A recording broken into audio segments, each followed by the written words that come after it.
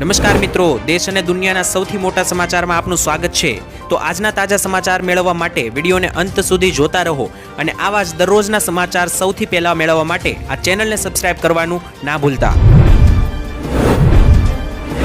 તો મિત્રો આજના પ્રથમ સમાચાર વિશે વાત કરીએ તો બંગાળની ખાડીની અંદર એક નવું વાવાઝોડું બની શકે, કારણ કે અત્યારે ડીપ ડિપ્રેશન જોવા મળી છે। ખાસ લો પ્રેશર સર્જાઈ રહ્યું છે બંગાળની ખાડીની અંદર।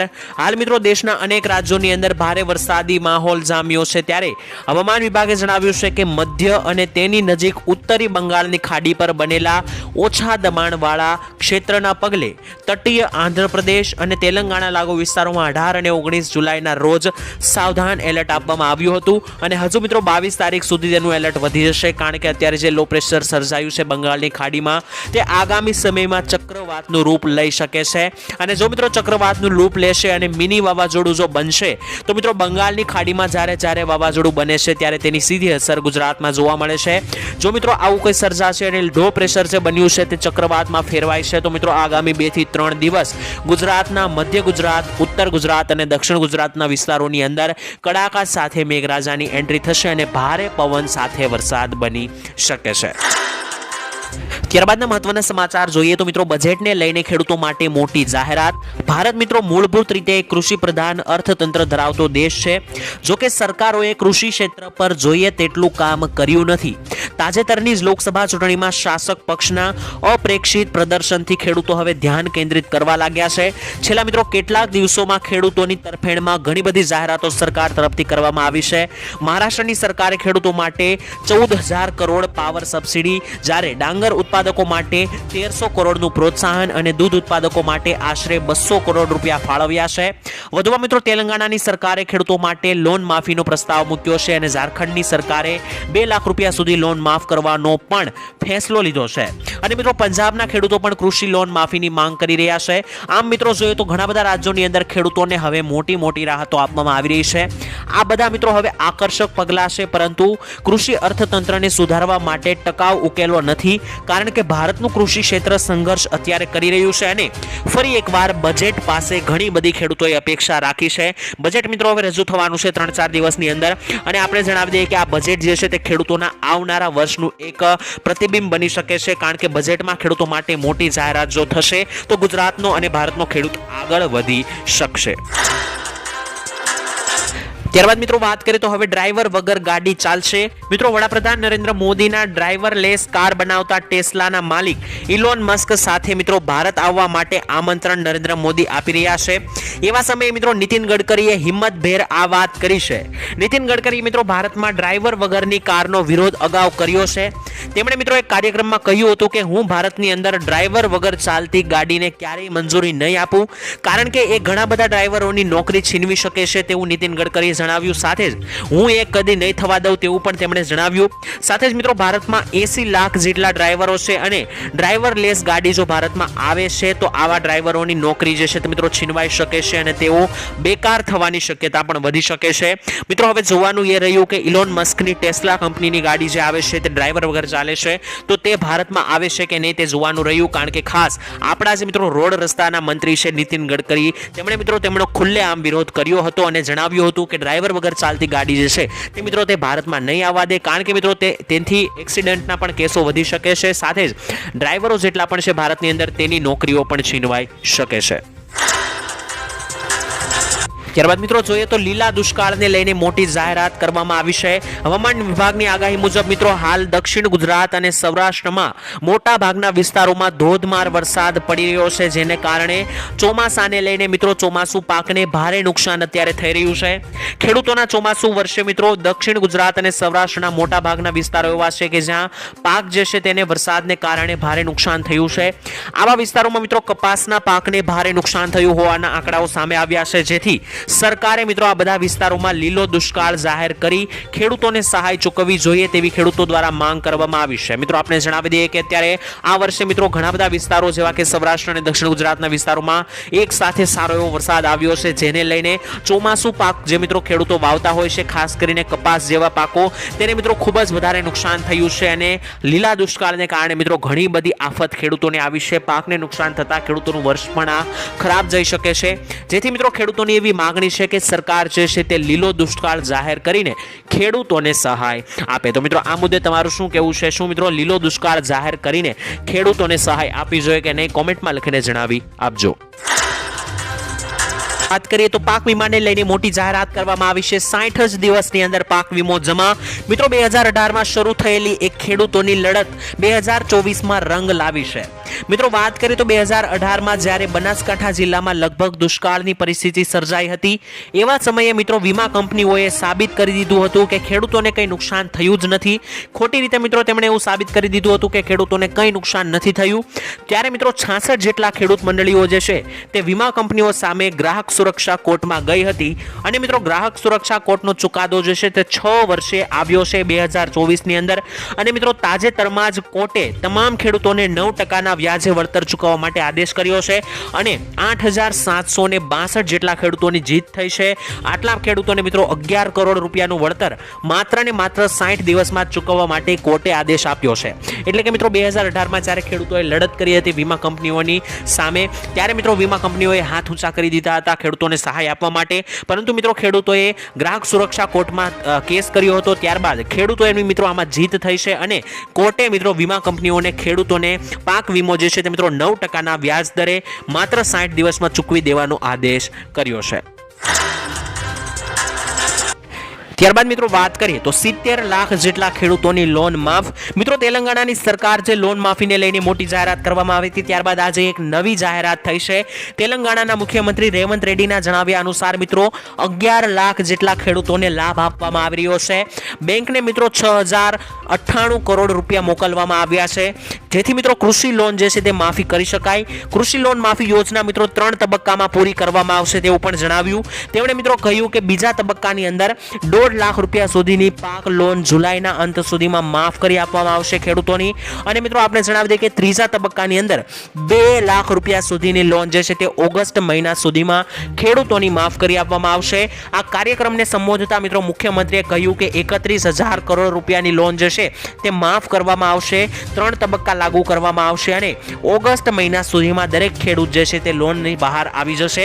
તેલંગાણાની સરકારે મિત્રો નિર્ણય લીધો છે. તેમણે જણાવ્યું કે 2 લાખ રૂપિયા સુધીની લોન ઓગસ્ટ મહિના સુધીમાં દરેક ખેડૂતોની માફ કરી આપવામાં આવશે અને ત્યાંનો ખેડૂત જે છે તે લોનમાંથી બહાર આવશે. તો શું મિત્રો ગુજરાતના ખેડૂતોને પણ લોન અને દેવા માફીમાંથી રાહત આપવી જોઈએ કે નહીં? કોમેન્ટમાં લખીને જણાવી આપજો. ત્યારબાદ મિત્રો જોઈએ તો ગુજરાતમાં આ શહેરોની અંદર નોનવેજ ઉપર પ્રતિબંધ મૂકવામાં આવ્યો છે. મિત્રો ભાવનગરના પાલિતાણા શહેરોમાં નોનવેજ ખાતા અને વેચવા પર સંપૂર્ણ પ્રતિબંધ મૂકી દેવામાં આવ્યો છે. આ મિત્રો એક ઐતિહાસિક નિર્ણય પણ ગણાવી શકાય તેમ છે, કારણ કે જૈન સમુદાય દ્વારા મિત્રો સતત નોનવેજને લઈને વિરોધ કરવામાં આવતો હતો. 2014માં મિત્રો 200 થી વધારે કસાઈની દુકાનો બંધ કરાવવાની માંગ સાથે ભૂખ હડતાલ પણ કરી હતી. અહીંયા મિત્રો જો નિયમોનું પાલન નહીં કરવામાં આવે તો તેની સામે કડકમાં કડક કાર્યવાહી કરવામાં આવશે. મિત્રો જૈન સમુદાયના લોકોના સમર્થન થકી મિત્રો ભાવનગરમાં પાલિતાણા શહેરોની અંદર મિત્રો નોનવેજ ખાવા પર અને વેચવા ઉપર પણ સંપૂર્ણ પ્રતિબંધ લાદી દેવામાં આવ્યો છે. તો મિત્રો આવો કઈ નિર્ણય સમગ્ર ગુજરાત માટે લેવો જોઈએ કે નહીં? તમારો અભિપ્રાય શું છે? કોમેન્ટમાં લખીને જણાવી આપજો. વધુમાં જોઈએ તો ખેડૂતો માટે મોટી જાહેરાત, સરકાર આપશે પૈસા. મિત્રો ખેડૂતોના દેવા માફીને લઈને મોટા સમાચાર સામે આવ્યા છે. મોદી સરકાર જ્યારે 2004ના વર્ષમાં સત્તા ઉપર આવી હતી ત્યારે મિત્રો મોદીની સરકારે એવું કહ્યું હતું કે 2022 સુધીમાં 2022ની સાલ આવશે ત્યાં સુધીમાં ખેડૂતોની આવક મોદી સરકાર બમણી કરી દેશે. આ વચન મિત્રો મોદી સરકારે આપ્યું હતું અને કહેવાય છે કે મોદી સરકાર જે વચન આપે છે તે પૂરું પણ કરે છે. જ્યારે મિત્રો મોદીનું આ વચન અહીં ખોટું સાબિત થતું જોવા મળ્યું છે, કારણ કે 2022નું સાલ જતું રહ્યું, જેને 2 વર્ષ પૂરા થયા છે. હજુ સુધી ખેડૂતોની આવક બમણી નથી થઈ, પરંતુ ખેડૂતોનું એવું કહેવું છે કે જેટલી આવક હતી તેનાથી પણ અડધી થઈ ગઈ તેવી મિત્રો પરિસ્થિતિ જોવા મળી છે. આવી મિત્રો જણાવી દઈએ કે મોદી સરકારે જે વચન આપ્યું હતું કે 2022 સુધીમાં ખેડૂતો જે છે તે મિત્રો આર્થિક રીતે સદ્ધર થશે અને આવક બમણી થશે, તે મિત્રો ખોટું સાબિત થયું છે. તો હવે મિત્રો મોદી સરકાર ફરી એકવાર જીતીને આવી છે અને આવનારા 5 વર્ષ સુધી મોદીજીની સરકાર રહેવાની છે, એનડીએની સરકાર રહેવાની છે. તો જોવાનું રહ્યું કે ખેડૂતો માટે આ 5 વર્ષની અંદર આવક બમણી થાય છે કે પછી નહીં. ત્યારબાદ વાત કરીએ તો વાવાઝોડાને લઈને ખતરો સાવધાન ગુજરાત. હવામાન વિભાગે મિત્રો દિલ્હી, મહારાષ્ટ્ર અને ગુજરાત સહિત દેશભરના 17 રાજ્યોની અંદર ભારે વરસાદની ચેતવણી આપી દીધી છે, કારણ કે 19 જુલાઈએ બંગાળની ખાડીમાં એક લો પ્રેશર ઓછા દબાણનું ચક્રવાત સર્જાઈ રહ્યું છે, જેને લઈને ખૂબ જ ભારે વરસાદની આગાહી છે. આવી પરિસ્થિતિની અંદર આસામ, કર્ણાટક, કેરળ, લક્ષદ્વીપ, આંધ્રપ્રદેશ, તેલંગાણા, કર્ણાટક અને તમિલનાડુની અંદર આગામી 5 દિવસ સુધી હવામાન ખૂબ જ ખરાબ રહેવાનું છે, કારણ કે બંગાળની ખાડીની અંદર જો ચક્રવાત સર્જાય છે તો અત્યારે ચોમાસાનો મોસમ છે, અતિ ભારે પવન સાથે ચક્રવાત અને વરસાદ આવી શકે, જેને લઈને મિત્રો આગામી 5 દિવસ સુધી હવામાનને લઈને સાવધાન રહેવામાં કહેવામાં આવ્યું છે. વાવાઝોડાની સંભાવના છે અને ભારે વરસાદ માટે રેડ એલર્ટ પણ રહેશે, તો 17 જેટલા રાજ્યોને સાવધાન રહેવા માટે કહેવામાં આવ્યું છે. તેમાં મિત્રો ગુજરાતનો પણ સમાવેશ થયેલો છે, કારણ કે જ્યારે બંગાળની ખાડીમાં વાવાઝોડું બને છે તેની સીધી અસર ગુજરાત ઉપર થતી જોવા મળી છે, જેની મિત્રો આજે અસર દેખાઈ પણ છે અને આજે ગુજરાતમાં 20 ઇંચ જેટલો વરસાદ જે છે સમગ્ર જિલ્લાઓની અંદર નોંધાયો છે. ત્યારબાદ મહત્વના સમાચાર જાણીએ તો મિત્રો પેટ્રોલ સસ્તું થઈ શકે, મોટી જાહેરાત કરવામાં આવી છે બજેટને લઈને. મિત્રો બજેટ જે છે તે 22 જુલાઈએ હવે ટૂંક સમયની આસપાસ જ મિત્રો રજૂ થશે. નાણામંત્રી નિર્મલા સીતારામણે મિત્રો શનિવારે આ વાતનો સંકેત આપ્યો છે. તેમણે મિત્રો કહ્યું કે કેન્દ્ર સરકારનો ઈરાદો હંમેશાથી પેટ્રોલ અને ડીઝલને જીએસટીના દાયરામાં લાવવાનો રહ્યો છે. હવે મિત્રો માત્ર એક જ નિર્ણય લેવાનો બાકી છે.